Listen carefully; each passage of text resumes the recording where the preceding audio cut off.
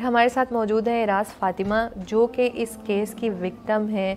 हम उनसे ही पूछते हैं कि उनके साथ क्या हुआ था, उनका क्या इशू है जिसको बुनियाद बनाकर इलेक्शन को रोक दिया गया। घरेलू इशू था जिसमें मैं और मेरा साबका शोहर एक दूसरे के साथ रहने में इंटरेस्ट नहीं थे, पर ये फैसला हम दोनों कर चुके थे कि हमने एक साथ नहीं रहना। हमारे बड़ों ने हमारी बहुत मसाले थी, मीटिंग्स भी करवाई हम, जिस पर मैंने भी दरख्वास्त लिखी और उस पर दस्तखत किए, और मेरे साबका शोहर ने भी दरख्वास्त लिखी, उस पर दस्तखत किए। आपने उसमें क्या लिखा कि मैं रहना नहीं चाहती अपनी मर्जी से अपने शोहर के साथ?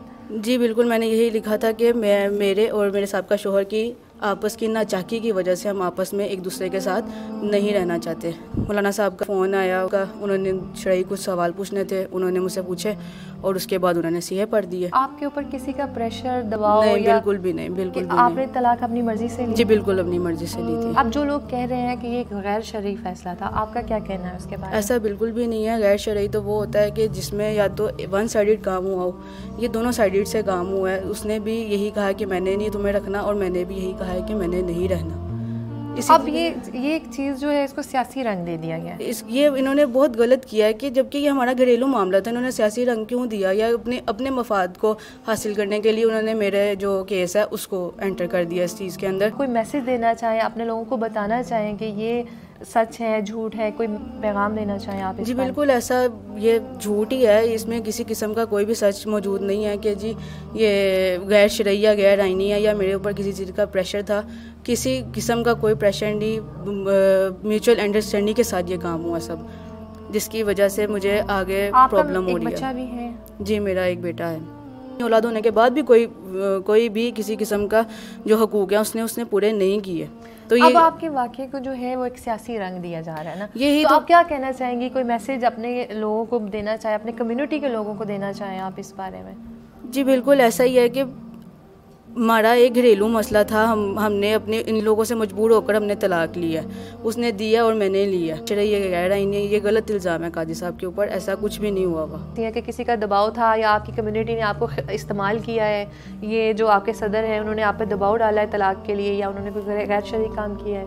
बिल्कुल नहीं, किसी ने दबाव नहीं डाला उधर। ये मतलब जो भी बातें, मेरा नहीं दिल चाहता कि वो बातें करूँ मैं। बिल्कुल, ये घरेलू मसला है, आपको बाहर आके बात करनी पड़ रही है इसके बारे में। क्यों इस तरह कर रहे हैं? पूरी बिरादरी को ख़राब कर रहे हैं, जो कि राय रास्ते चल रही है, सारा काम सही हो रहा है। इसकी कोई तलाक भी शरई हुई है, सारा कुछ सही हुआ है कि ये हमारे ऊपर दबाव डाल रहे हैं, लेकिन हमें इस दबाव में आने की ज़रूरत नहीं है। तो आप जो है अपने साबका सदर के साथ खड़े हैं, आप समझते हैं कि वो ठीक हैं? हाँ बिल्कुल सही है, वो सही काम कर रहे हैं।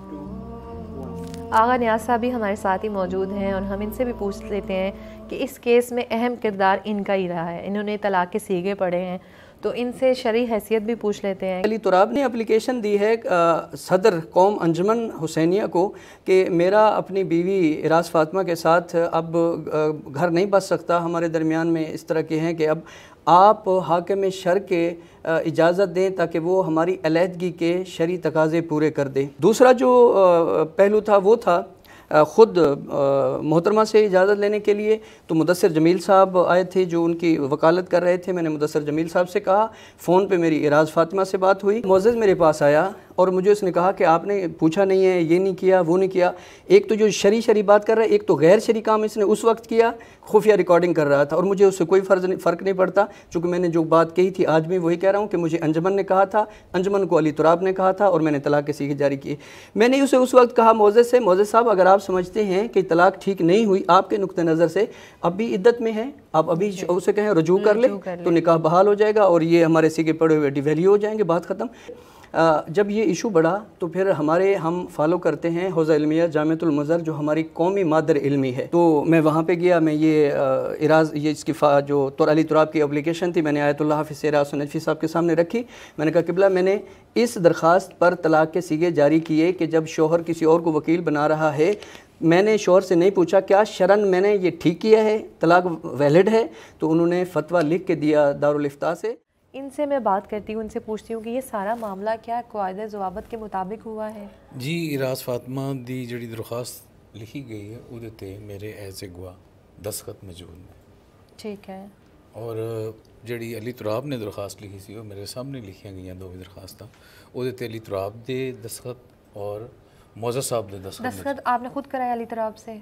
जी, अली तराब ने खुद कीते दस्तखत, उत्थे मौजा साहब के दफ्तर बैठ के दस्तखत कीते। तो हमारी आखिरी मुलाकात उस वक़्त हुई जब अली तराब के वालिद और अली तराब, मुदस्सर जमील और असद रज़ा और मौजा साहब, ये हम सब बैठे हुए थे। तो हम इस नहत पे पहुँचे कि हम अब अगर ये अच्छे तरीके से बस नहीं सके ना तो हम इनको अच्छे तरीके से अलहदा कर देते हैं।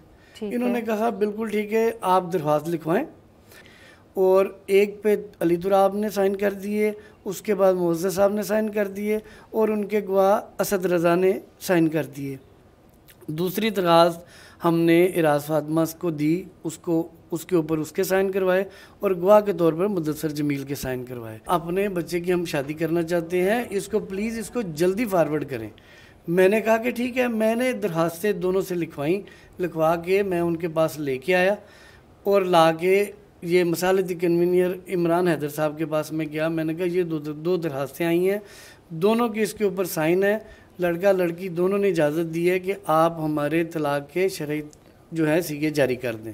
के कॉन्सेंट लिए अली तराब कॉन्सेंट पे इस स्क्रीन पे आ रहा होगा, उस पे ऊपर मौजूद साहब के साइन थे और असद रज़ा साहब गवाही दी थी उन्होंने।